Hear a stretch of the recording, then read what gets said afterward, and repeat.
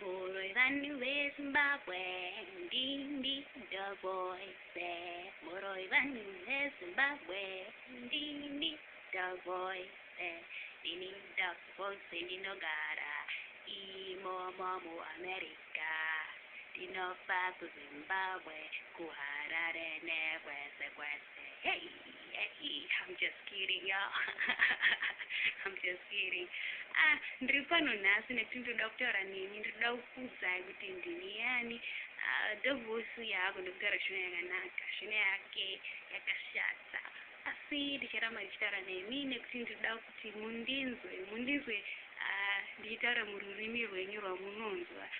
Rurimi rwenyu rwamunoda mostly nekuti ndoziva kuti munonzwa chirungu asi munoda rurimi rwenyu. Well, asi dog voice hana kuita practice yakawanda yeshona for makore akawanda, okay? Asi ndinoda shona ndinoda ndebele asi I was never taught. Hapana munhu akandidzidzisa ndebele yacho.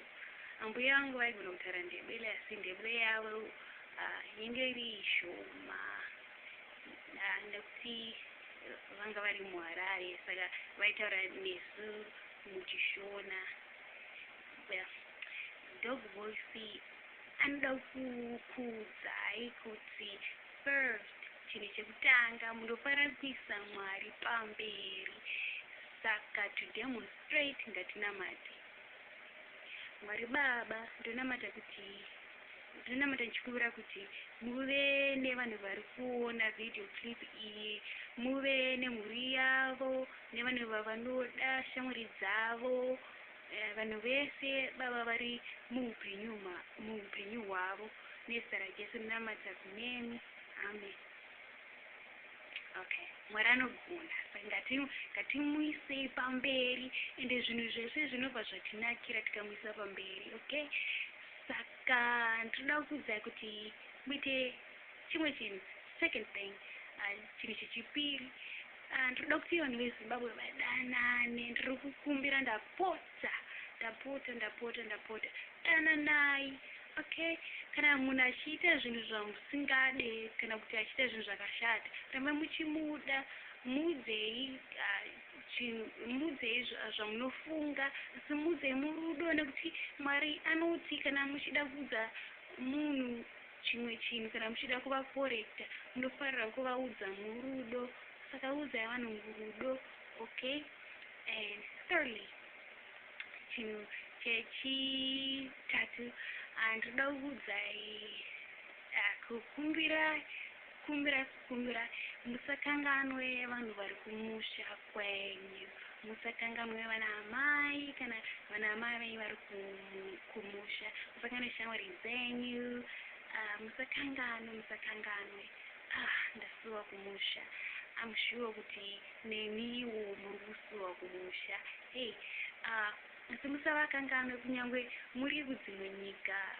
Rambai muchivafonera kana kuti muchivanyorera tsamba.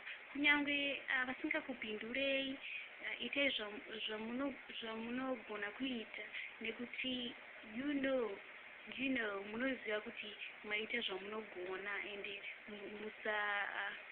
musafunge kuti well havasi kuita izvi. Just think about you and zvaunogona kuita, okay? And lastly, ndoda kukuudzai kuti sei ndichiimba, sei Dog Voice achiimba. Dog Voice anoimba nekuti anoda Mwari. Dog Voice anoimba nekuti anoda kuimba. And also Dog Voice anotamba nekuti Dog Voice anoda kutambira Mwari and anoda kutamba.